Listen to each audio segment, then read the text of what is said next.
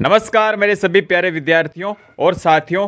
Interview की श्रृंखला को जारी रखते हुए आज हम इंटरव्यू लेंगे मेरे प्रिय मित्र, मेरे सहपाठी कक्षा 6 से 12 तक हमने साथ पढ़ाई की। हमारे साथ है आज श्रीमान भगवान लाल जी प्रजापत, जो वर्तमान के अंदर सेकेंड ग्रेड मैथमेटिक्स के अंदर राजकीय उच्च माध्यमिक विद्यालय जावल, ब्लॉक कोडडी, जिला छापरा के अंदर पोस्टिंग है। इससे पहले इंडियन रेलवे, भारतीय रेलवे के अंदर ग्रुप डी के अंदर भी पोस्टिंग थी। अभी इनकी सेकंड ग्रेड मैथमेटिक्स के अंदर पोस्टिंग हो गई है। तो वरिष्ठ अध्यापक गणित को इतने टफ मानते हैं और बहुत सारों को इस बार सिलेक्शन नहीं हुआ था और काफ़ी लगभग 600-700 सीटें उसमें खाली भी रही थी। तो आज हम इनसे जानेंगे कि विद्यार्थियों को किन चीज़ों का ध्यान रखना चाहिए जिससे गणित जैसे टफ विषय में वो सिलेक्शन आसानी से प्राप्त कर सके और अपने लक्ष्य को पा सकें। तो सबसे पहले भगवान लाल जी का हमारे YouTube channel crack exam with Arvind में बहुत बहुत स्वागत है, आभार है, अभिनंदन है। तो सबसे पहले अपने बारे में कुछ जानकारी बताइए कि आपके राजस्थान में कौन सी रैंक थी, ब्लॉक के अंदर कौन सी रैंक थी, डिस्ट्रिक्ट के अंदर कौन सी रैंक थी। थोड़ी जानकारी, सामान्य जानकारी हमारे दर्शकों को बताइए। नमस्ते सर, मेरा नाम भगवान लाल कुमार और अभी मैं पीओ चावल, ब्लॉक कोटड़ी और छापरा के अंतर्गत मेरी पोस्टिंग हुई है। और वरिष्ठ अध्यापक मैथ्स के अंदर ऑल राजस्थान में मेरी 293 रैंक और भीलवाड़ा डिस्ट्रिक्ट में मेरी 6ठी रैंक और कोटड़ी ब्लॉक के अंदर सेकंड रैंक। तो बहुत अच्छी बात है, इनकी रैंक थी। तो ज़्यादातर प्रश्न वो पूछते हैं कि सेकंड ग्रेड की बेस्ट बुक्स, सेकंड ग्रेड गणित की बेस्ट बुक्स और कोचिंग करें या नहीं करें, ऑनलाइन कोर्स नहीं लें, इस बारे में आप बताइए कि बुक्स कौन सी अच्छी रहती है और कोचिंग करनी चाहिए नहीं करनी चाहिए। कोचिंग करें तो कहाँ पर करनी चाहिए, सेकंड ग्रेड के लिए रणनीति आप थोड़ी बताइए। कोचिंग करने से एक फ़ायदा है कि सिलेबस हो जाता है साथ साथ में, और मैथ्स में सिलेबस होना ज़रूरी है, पूरा सिलेबस। यदि कोई टॉपिक छोड़ दें उससे प्रश्न आ जाते हैं, कभी इजी आ जाते हैं तो कभी कठिन भी आ सकते हो। तो पूरा सिलेबस करना ज़रूरी रहता है। और कोचिंग से साथ साथ सेल्फ स्टडी करने से पूरा सिलेबस करना मुश्किल होता है। कोई कठिन टॉपिक भी होते हैं जो समझ में नहीं आते हैं, तो कोचिंग की हेल्प रहती है तो सही रहता है। तो बुक्स ऐसे तो मैंने तो जो कोचिंग की उसी के नोट्स, और जो मेरे बीएससी की मेरे पास गोखरू या नौकार की बुक थी उन्हीं से स्टडी की मैंने तो आप बुक्स का नाम बताइए। एक तो गोखरू है ना? हाँ, बीएससी में चलती है गोखरू।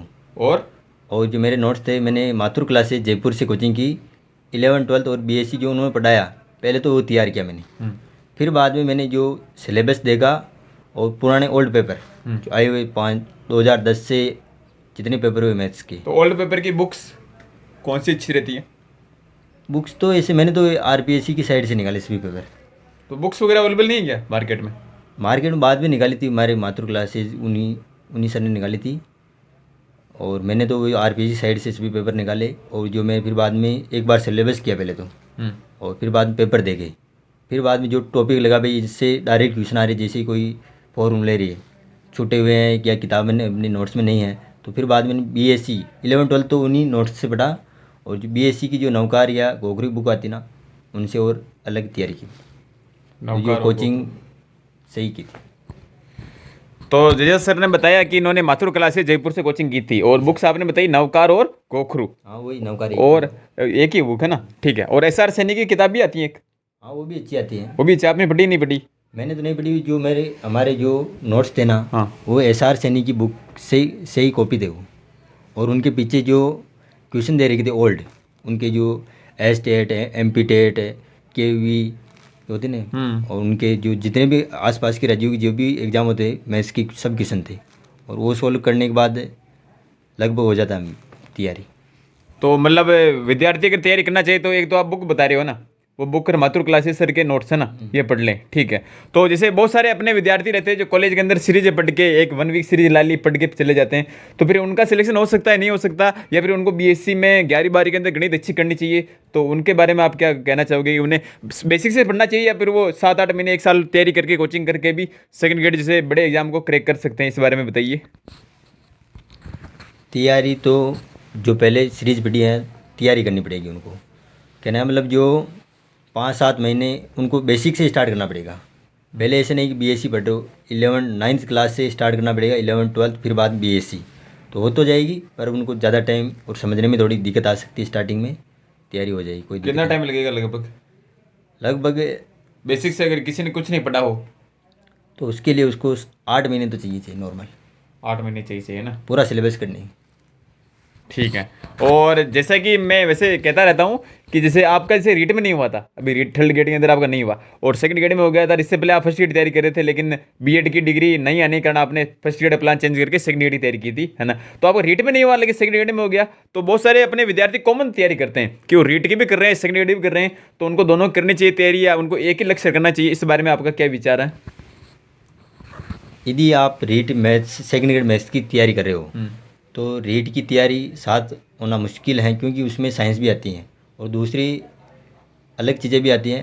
यदि एस भाषा वगैरह आती है, भाषा भाषा सारी आती हैं, और यदि कोई SST वाले उनके हो जाती हैं, और यदि हमारे मैथ्स के अंदर फर्स्ट ग्रेड और सेकंड ग्रेड कर रहा हो तो वो साथ हो सकती हैं, पर रीट की होना थोड़ी मुश्किल है। यदि पहले की हो साइंस वाइंस तो हो सकता है, यदि थोड़ा बहुत टाइम मिल जाए तो साथ करना सही नहीं है। तो एक ही तैयारी करनी चाहिए, एक ही तैयारी करनी चाहिए। एक ही तैयारी करनी चाहिए।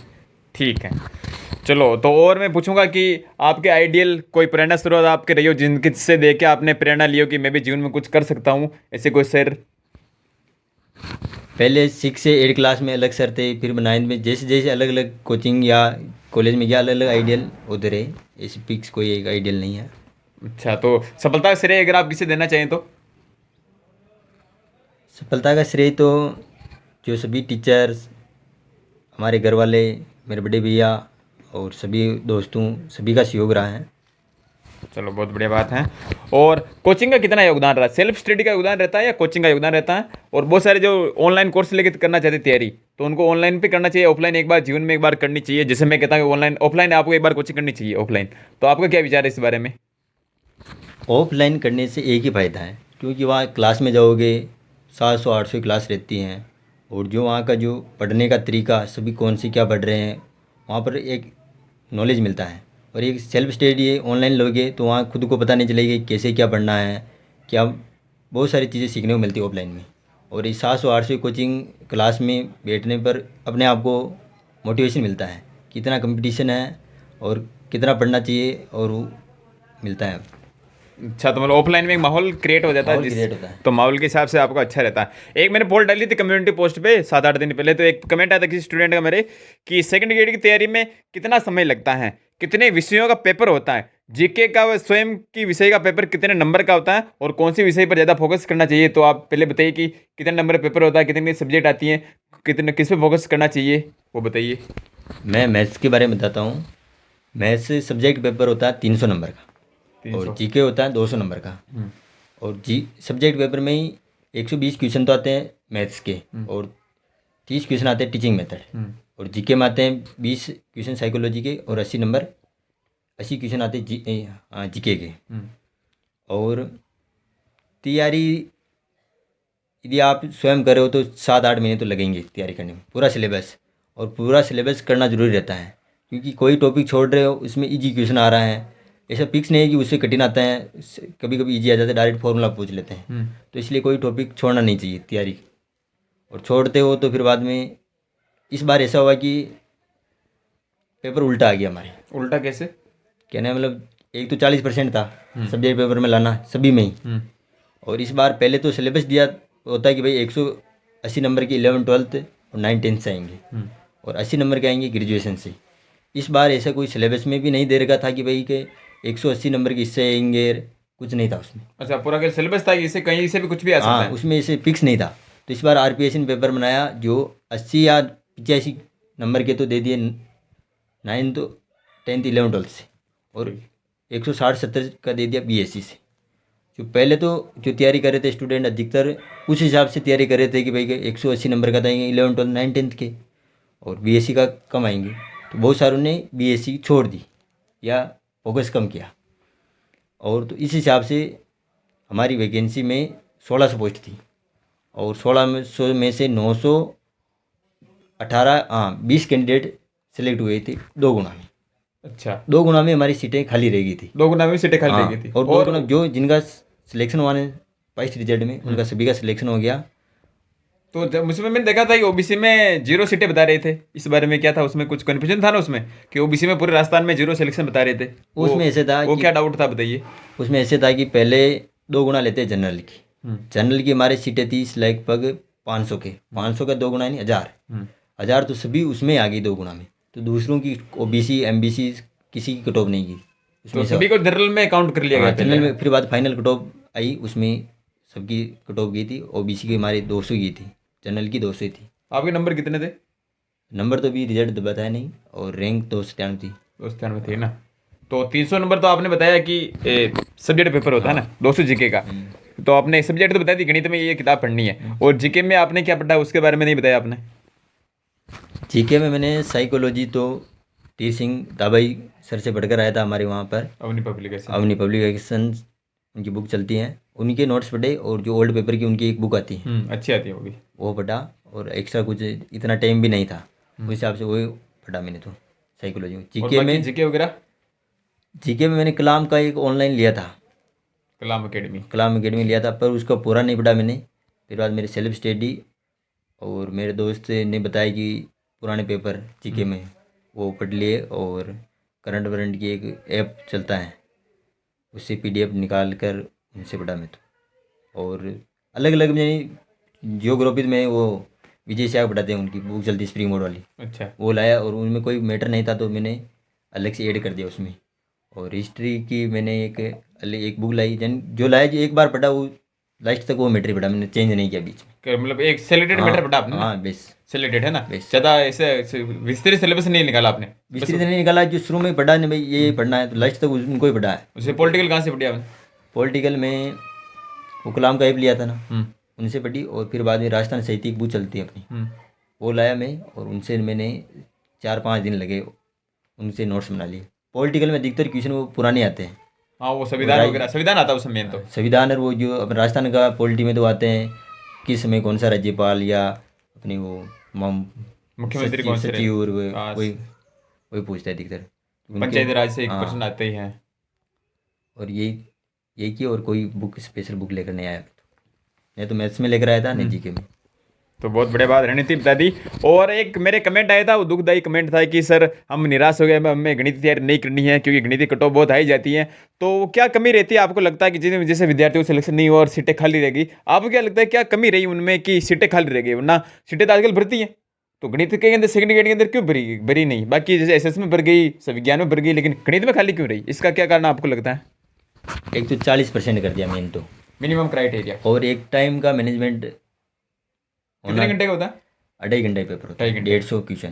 ठीक है। टाइम का मैनेजमेंट नहीं होता है, और टाइम के मैनेजमेंट के चक्कर में बहुत सारे क्वेश्चन गलत हो जाते हैं। मेरे भी हुए थे, आवश्यकता से ज़्यादा क्वेश्चन गलत हुए थे, होने चाहिए 7-8 क्वेश्चन, वही 20-22 क्वेश्चन टाइम के मैनेजमेंट या और कॉन्फिडेंस से हुए थे वो। तो टेस्ट सीरीज आपने ज्वाइन नहीं की क्या? टेस्ट सीरीज भी की थी मैंने, टेस्ट तो मैं लगाता था, पुराने पेपर, अधिकतर पुराने पेपर लगाता था टेस्ट। तो आप कह रहे हो इसे टाइम मैनेजमेंट नहीं रहता, तो टाइम मैनेजमेंट में लिए क्या इनको राय देनी चाहिए आपके हिसाब से? टाइम मैनेजमेंट तो एक बार पूरा पेपर देखना चाहिए, फिर बाद में जो इजी जो डायरेक्ट रिजल्ट हो इससे, या फिर सीरियल वाइज करना चाहिए? सीरियल वाइज तो कोई क्वेश्चन नहीं आ रहा उसमें मान लो जाए टाइम ज़्यादा लग सकता है, गणित है क्योंकि गणित है, तो इस हिसाब से पहले अपना देखना चाहिए जो डायरेक्ट रिजल्ट आते हैं उनको पहले कर लो, फिर बाद में उनसे भी जो जल्दी हो, वो 1-2 बार पेपर करना रहता है उसको, तो पहले इजी वाले, फिर बाद लास्ट में जो टाइम मिलता है तो वो करना। यदि पहले आप कठिन के चक्कर में उलझ जाओगे तो हाँ, फिर मैथमेटिक्स से उसमें फिर दिमाग पे लोड होता है, फिर लोड अपन होता है तो जो आ रहे हो जो गलत हो जाते गलत हो हैं। सकते हैं, ये बात जोड़ भाग की गुणा भाग भी गलत हो जाते हैं। उसमें तो बहुत वैसे बहुत सारे क्वेश्चन ऑब्जेक्शन में भी जाते हैं, उसमें मैंने सुना था ऑब्जेक्शन में उत्तर नहीं आ रहे उनके, रिटल गई उन पे, सही बात है क्या? डिलीट हो जाते हैं, वो तो डिलीट कर देते हैं फिर बाद में, यदि कोई के 2 आंसर सेम होते हैं, कोई होते हैं, तो हमारी 4-5 क्वेश्चन हुए थे डिलीट भी। और यदि फाइनल रिजल्ट तो आरबीएससी दिए नहीं अभी, तो कितना स्कोर क्या है स्कोरिंग अभी बताई नहीं है ना? पता ही नहीं है। ठीक है, बहुत बढ़िया बात है। तो भगवान जी ने अपना अमूल्य समय दिया। हम क्या इंटरव्यू पहले बोया माइक में ले रहे थे, लेकिन बोया माइक दुर्भाग्यवश टूट गया और आए हुए थे, तो इंटरव्यू लेना कंपलसरी था, इंटरव्यू लेनी है, इसलिए आपको छोटा माइक दिख रहा होगा क्योंकि अभी आए थे। और दूसरी बात, इन्होंने कभी कैमरा फेस किया नहीं, इनके थोड़ी झिझक भी थी, तो मेरे आग्रह पर बार बार कहने पर इन्होंने आया, क्योंकि मैं चाहता था कि अपने सेकंड ग्रेड मैथमेटिक्स के जो विद्यार्थी कहते हैं कि सिलेक्शन नहीं होता, तो मैं अपने क्लासमेट ही रहे हुए, मेरे क्लास फेलो, कक्षा 6 से 12 हम साथ पढ़ाई की थी, और बीएससी में हम साथ ही थे, लेकिन कॉलेज अलग अलग था, और उसके साथ हमें लगातार कांटेक्ट था। हमारा गांव भी लगभग एक ही है, ज़्यादा दूर नहीं है हमारा गांव, तो इसलिए मेरी इच्छा थी कि इनका इंटरव्यू लूँ। तो बहुत बहुत धन्यवाद, आभार कि आपने हमारे चैनल पर अपना योगदान दिया। और कुछ कहना चाहिए आप? तो आपको इंटरव्यू के लिए मेरे को बुलाया, धन्यवाद आपका। ठीक सर, बहुत बहुत धन्यवाद।